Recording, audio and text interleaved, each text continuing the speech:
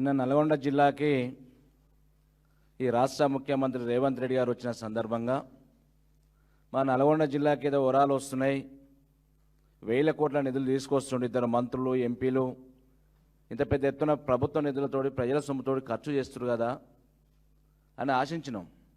ప్రతిపక్షంలో మేము కూడా పోయి ముఖ్యమంత్రి గారు కలిసి జిల్లాలో ఉన్న కొన్ని సమస్యలను కూడా దృష్టి తీసుకుపోదామని అనుకున్నాం. కానీ తెల్లవారుజామున 4:30కే పోలీసుల ప్రహారంలో మా ఇంట్లో చుట్టూ తిప్పి అటు నల్గొండ మాజీ ఎమ్మెల్యే చుట్టూ నా చుట్టూ బీఆర్ఎస్ పార్టీ శ్రేణులు ఎక్కడికెక్కడ మండలాల వారీగా నిర్బంధం చేయడం, కమ్యూనిస్ట్ సోదరులను కూడా నిర్బంధం చేయడం. కమ్యూనిస్ట్ కూడా వాళ్ళకి పొత్తే, కానీ వాళ్ళని కూడా నిర్బంధం చేశారు. గతంలో తుంగతుర్తికి వచ్చిపోయిండు, సూర్యాపేటకు వచ్చిండు, దేవరకొండకు వచ్చిండు, నల్గొండకు ఒకసారి వచ్చి మా సొంత గ్రామానికి కూడా వచ్చిండు. కానీ ఇప్పటికి కూడా వచ్చిన 5 సార్లు కూడా ఏ ఒక్కరు కూడా పైసా నిధులు హామీ ఇచ్చిన సందర్భాలు లేవు. మరి ఆ జిల్లా ఎమ్మెల్యేలకు మంత్రిలో సిగ్గెందుకు కనిపిస్తలేదో, ముఖ్యమంత్రి ఎందుకు పిలుస్తారో మాకు అర్థం కాని పరిస్థితి. ఈ రాష్ట్రానికి ముఖ్యమంత్రిలాగా ఉండి ముఖ్యమంత్రి హోదాలు వస్తుందంటే ఏదో ప్రజలు ఆశిస్తారు, పార్టీ శ్రేణులు ఆశిస్తారు, జిల్లా అభివృద్ధి చెందని ఆశిస్తాం. కానీ గతంలో కేసీఆర్ గారు ఏ జిల్లాకు పోయినా, ఏ నియోజకవర్గం పోయినా వరాల జల్లులు కురిపించిండు. అదే తరహాలో అభివృద్ధి కూడా జరిగింది. ఇక నల్గొండకు వచ్చినప్పుడు చూస్తుంటే ఎక్కడ ఇరువైపులో చూసినా మరి రేవంత్ రెడ్డి గారు కేసీఆర్ గారు చేసిన నిధులే కనపడుతున్నాయి. మా నాన్నగారు కాలం చేస్తే మా ఇంట్లో కూర్చొని దాదాపు 350 కోట్ల రూపాయలు నల్గొండ జిల్లా కాన్స్టిట్యూన్సీకి ఇచ్చిపోయిండు. కానీ 6 సార్లు వచ్చినావు కదా, దేవరకొండ కానీ, నల్గొండ కానీ, తుంగతుర్తి కానీ, మరి ఇన్ని దిక్కులు వచ్చి ఎక్కడైనా ₹1 నిధులు అనౌన్స్మెంట్ చేసిపోయినావా అని అడుగుతున్నాం. చేయలేదు.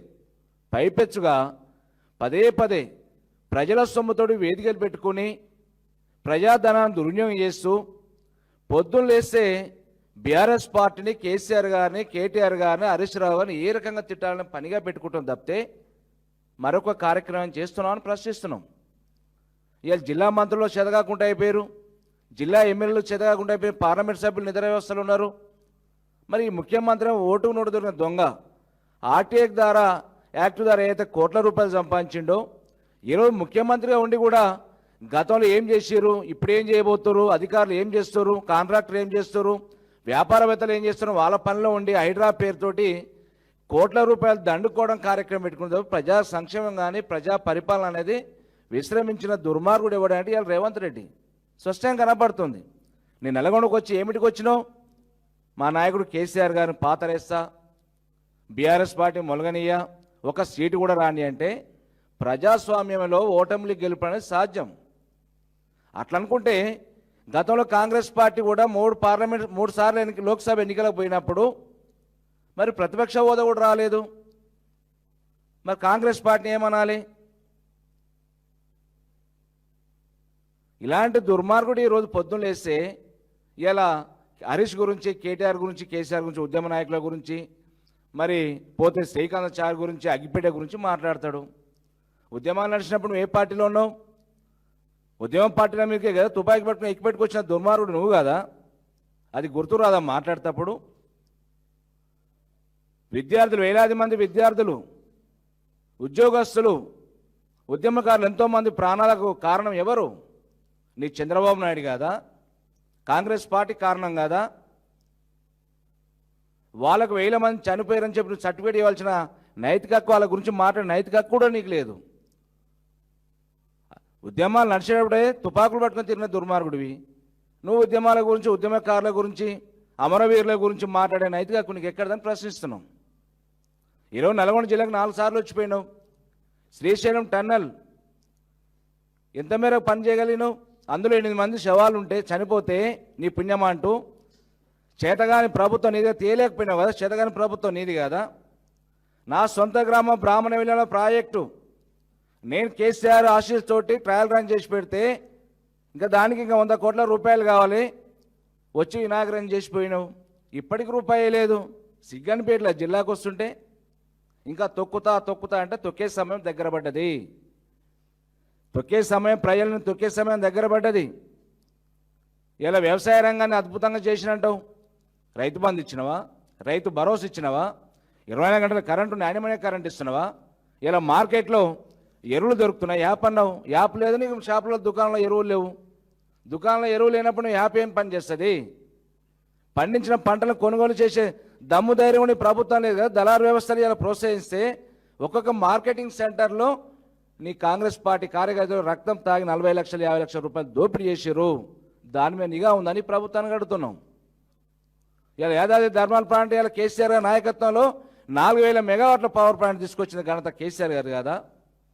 ప్రతి జిల్లా కేంద్రంలో కలెక్టరేట్లు కట్టించి నిర్మాణం చేసి ప్రతి జిల్లాకు మెడికల్ కాలేజ్ ఇచ్చి ప్రతి పల్లెల్లో మరి రైతు వేదికల నిర్మాణం కానీ పల్లె ప్రగతి వనాలు కానీ వైకుంఠ ధామాలు కానీ ప్రతి కార్యక్రమాలు సీసీ రోడ్లు కానీ ప్రతి పేదవాడికి వైద్యం కానీ విద్య అందించిన ఘనత కేసీఆర్ కదా.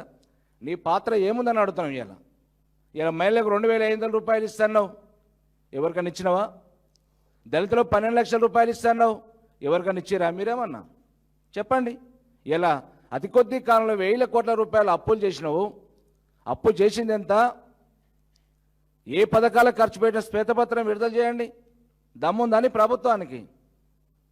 పదే పదే ఎవడో స్లిప్ రాసిస్తుంటే ఆ స్లిప్ రాసి పొద్దున్న లేసే కేసీఆర్ గారిని బీఆర్ఎస్ పార్టీని ఏ రకంగా బదలాం చేయాలనే పనిలో పెట్టుకున్నావు.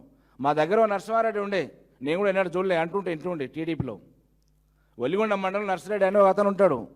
నోటికి వ్యవసాయం మాట్లాడుతుంటాడు, తాళం తలుపు ఉండదు దానికి.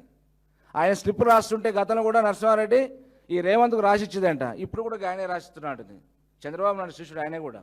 ఆయన రాసిస్తేనే ఈ కామెడీ జోకులు వేస్తుంది తప్పితే ప్రజలకు ఉపయోగపడి ప్రజాపాలన అందించే కార్యక్రమాలు ఈ రేవంత్ రెడ్డి చేత కాదన్న సంగతి స్వచ్ఛంగా కనబడి నల్గొండ మీటింగ్లో రేవంత్ రెడ్డి స్పీచ్ ఇస్తుంటే స్పీచ్ అయిన 10 నిమిషాలనే క్లాక్ టవర్ దగ్గరికి వెళ్ళిపోయారు, రామగిరి సెంటర్కి వెళ్ళిపోయారు, ఇటు రాకిల్స్ కాలి వెళ్ళిపోయారు. ఎవరు లేరు, సీట్లను ఖాళీ అయిపోయినాయి.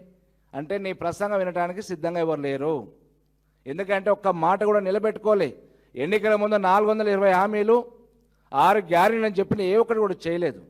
అలాంటి దుర్మార్గుడు కూడా ఈరోజు ప్రభుత్వ ధనంతో ఇలా బస్సులలో మహిళా సంఘాన్ని తీసుకొచ్చేయాలని కోటీశ్వరం చేస్తుంటే ఎక్కడ చేసిన కోటీశ్వరం? ఏ మహిళకు 2500 ఇచ్చినావు? మా నాయకుడు కేటీఆర్ గారు చెప్పారు, ఇప్పటికి దాదాపు 2.5 సంవత్సరాల కాలంలో ప్రతి ఒక్క మహిళా సోదరుమణికి 1,50,000 ఇస్తే నేను రాజకీయాలను తప్పుకుంటా అని చెప్పిండు. ఛాలెంజ్ చేసి స్వీకరించి ఇవ్వు దమ్ముంటే. ఇలా బీఆర్ఎస్ పార్టీని పాతరేస్తా అంటున్నావు కదా. నీ కాంగ్రెస్ పార్టీ 10 మంది బీఆర్ఎస్ పార్టీ ఎమ్మెల్యేలు చేరారు, వాళ్ళతో రాజీనామా చేయించు, ఎన్నికలగరా.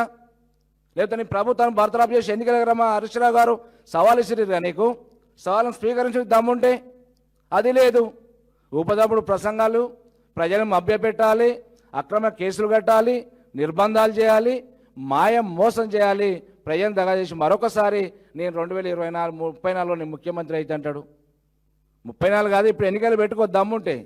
నీ నిజ స్వరూపం ఏదో తెలుస్తుంది. ప్రజలు బీఆర్ఎస్ పార్టీని దీవిస్తారా, కాంగ్రెస్ పార్టీ పాతాల్లో కొంత ఒక్కరు తెలిసిపోతుంది నీకు. ప్రజలకు ఇచ్చిన మర్చిపోయి ఈరోజు నీ ఇష్టానుసారంగా మా నాయకుడు కేసీఆర్ గారి మీద, కేటీఆర్ గారి మీద నువ్వు మాట్లాడే భాష, నువ్వు పదజాలాలు ఏంటి అవి ఇలా ప్రజలు గమనిస్తలేరా? మేధావులు గమనిస్తలేరా? ఎడిపోతుంది ఈ ప్రభుత్వం, ఎడిపోతుంది. ప్రజలకు ఒక మంచి సందేశం ఇవ్వాలి ముఖ్యమంత్రి అనేటోడు. మంచి మాట నేర్చుకోవాలి. పాతరేస్తా, తొక్తా, పేగులు మెడకేసుకుంటా, భాషలో మార్పు వస్తాం కూడా ఇప్పటికి ఇంకా మార్పు రాలే.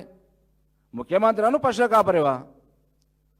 ముఖ్యమంత్రి దాకా బాధ్యతాయుతంగా వ్యవహరించాలి, కానీ బాధ్యతారహితంగా వ్యవహరిస్తే నేను ముఖ్యమంత్రిగా చూస్తాను. ఈ కాంగ్రెస్ పార్టీ నాయకులే, కాంగ్రెస్ నాయకులే కదా ఢిల్లీకి సంచులు మోసి దొడ్డిదారులో ముఖ్యమంత్రి పదవి తెచ్చుకుని చెప్పింది. ఈ నల్లగొండలో మీటింగ్ పెడితే నీకు మునుగోడ ఎమ్మెల్యే ఎందుకు రాలేదు? కాంగ్రెస్ పార్టీ నాయకులు ఎందుకు అరెస్ట్ చేస్తున్నావు? బీఆర్ఎస్ పార్టీ అంటే ప్రశ్నిస్తాం కాబట్టి, నీకు లాగులు ఉడబిక్తాం కాబట్టి నువ్వు మమ్మల్ని అరెస్ట్ చేస్తావు. మరి కాంగ్రెస్ పార్టీ నాయకులు ఎందుకు అరెస్ట్ చేస్తున్నావు? కమ్యూనిస్ట్ సోదరుని పొత్తే కదా, వాళ్ళని ఎందుకు అరెస్ట్ చేస్తున్నావు? ఎందుకు నీకు అంత భయము? ఇప్పటి కూడా నల్గొండ జిల్లాకి ఈ ప్రాజెక్టు శ్రీశైలం టన్నెల్కి ఈ లోపు పూర్తి చేస్తా డెడ్ లైన్ పెట్టి చెప్పిన. ఎప్పుడైనా నక్కలగండి ఉంది, డిండి ప్రాజెక్టు ఉంది. నిన్న మీ ఎంపీ ఆడుతుండు రఘువీరెడ్డి, ఏమైనా 2 మంత్రులు కాన్సెప్ట్ డెవలప్ అయితే మాకు జిల్లా మొత్తం ఎక్కడ జరుగుతుందని వాళ్ళు ఒప్పుకుంటారు కదా. రాజగోపాల్ రెడ్డి చేసిన పనులకు బిల్లులు వస్తుందని చెప్పింది కదా. కేసీఆర్ గారి నాయకత్వంలో డెవలప్మెంట్ కార్యక్రమం జరిగితే ఇప్పటికి మా సర్పంచులకి రూపాయి పైసా బిల్లులు వేయలే. మరి చేసిన అప్పులను ఎక్కడ పోతున్నాయి? ఏమైనా పలకలు మార్చడం, కొత్త పలకలు పెట్టడం. ఈ జిల్లాలో మీ ఎమ్మెల్యేలు ఏం చేస్తారో నీకు సోయి ఉందా ఏమన్నా? ఎక్కడి పడితే అక్కడ చెర్లు మట్టి తోముతారు. ఒక మాఫియా వ్యవస్థలా తయారైంది. నువ్వు ఓటుకు నోటు దొరికిన దొంగ ఎట్లా ఓటు మరి ఆర్టీ యాక్ట్ ద్వారా ఎట్లయితే కోట్లు సంపాదిస్తారు నిన్ను చూసే చేయాలని శిష్యులందరూ కూడా ఎమ్మెల్యేలు కూడా ప్రజల రక్తం తాగుతారు ముఖ్యమంత్రి గారు. అవి గమనించకుంటే ఎట్లా? అవి గమనించకుండా నీ ఇల్లును చక్కబెట్టుకోకుండా పొద్దున్నేస్తే కేసీఆర్ గారు, పొద్దున్నేస్తే రాత్రులు కూడా కేసీఆర్ గుర్తొస్తారు, కేటీఆర్ గుర్తొస్తారు, పొద్దున్నేస్తే హరీష్ గుర్తొస్తాడు. వాళ్ళని తిట్టకుండా ఉన్న వేదిక లేదు ఇవాళ. కానీ ఏ ఒక్క వేదిక మీద తిట్టకుండా ఉన్న సందర్భం లేదు, ఇది చేస్తానని చెప్పిన సందర్భాలు లేవు. ఈ రెండు లేదు. ఇలాంటి నీచమైన వ్యక్తికి ఖచ్చితంగా తెలంగాణ ప్రజలు గుణపాఠం చెప్తారు. మళ్ళీ నాయకుడు కేసీఆర్ గారు రావాలని ప్రజలు కోరుకుంటారు. నీకేమో సిగ్గు శరం, ఇప్పటికైనా రైతులకు యూరియా ఇవ్వు, ఎరువులు అందుబాటులో పెట్టు. ఇప్పటికి 3 సార్లు ఎరువుల ధరలు పెరిగినాయి. ఢిల్లీకి ఇప్పటికి 72 సార్లు పోయినావు కదా, ఏం చేసినావు? ఢిల్లీకి పోయినావు, ఎన్ని కోట్ల నిధులు రాబట్టినావు ఢిల్లీకి వెళ్ళి తెలంగాణ రాష్ట్రానికి? పోయి బీజేపీ వాళ్ళకి కాలు పట్టుకోవాలి, రాత్రులు పోయి పొద్దున పోయి suit case Rahul Gandhi suit కేసులు ఇవ్వాలి. ఈ పని తప్పనికి మరి ఇంకో పని లేదు. దానికైనా ముఖ్యమంత్రి ఉన్నది నువ్వు. కేసీఆర్ని తిట్టడానికైనా ముఖ్యమంత్రి పదవి తెచ్చుకుంది నువ్వు. ఇకనైనా బుద్ధి తెచ్చుకొని మాట్లాడేటప్పుడు ఆలోచించి మాట్లాడు. ప్రజలకు ఇచ్చిన హామీలు నెరవేర్చే కార్యక్రమం పని పెట్టుకో. లేకపోతే నీకు చేత కాకుంటే నాకు చేత కాదన్నా సీటాను వదిలిపెట్టి వెళ్ళిపో. చాలా మంది కాంగ్రెస్ పార్టీ నాయకులను తొక్కుతున్నట్టే ఇలా దామోదర రాయలసీమ తొక్కుతున్నావు, జానడి గారిని తొక్కేసినావు, కోమటిరెడ్డి సోదరులను తొక్కేసినావు, అటుపోతే జీవన్ రెడ్డిని తొక్కి బయటికి పంపించినావు, ఓ పిసిసి అధ్యక్షుడు ఉంటే డమ్మి క్యాండిడేట్ పెట్టుకున్నావు. ఏదైనా డబ్బులతోటే మేనేజ్మెంట్ చేసే కార్యక్రమం చేస్తున్నావు, ప్రజలకు మాత్రం శటకోపురం పెడుతున్నావు. ఇకనైనా నీకు ఒళ్ళు దగ్గర పెట్టుకుని పరిపాలన దృష్టి పెట్టి పనిచేయడం అలవాటు నేర్చుకో. ప్రతిపక్షాలు ఇప్పుడు పొద్దులేస్తే మా కేటీఆర్ గారు, హరీష్ రావు గారు తిరుగుతురంటారు, బిల్లారంగంలాగా తిరుగుతురంటారు. ఇలా తిరిగి ఏం చేస్తారు? ప్రజాక్షేత్రంలో పోతారు, ప్రజలకు ఇచ్చిన హామీల మీద ప్రశ్నిస్తారు. ప్రశ్నిస్తే వాళ్ళ మీద ఏ భాషలో వస్తే ఆ భాషలో మాట్లాడే కార్యక్రమం ఇది కాదా ముఖ్యమంత్రి మాట్లాడతారు. ఇకనైనా ఒళ్ళు దగ్గర పెట్టుకొని ఇచ్చిన హామీలను నెరవేర్చాలని డిమాండ్ చేస్తున్నాం.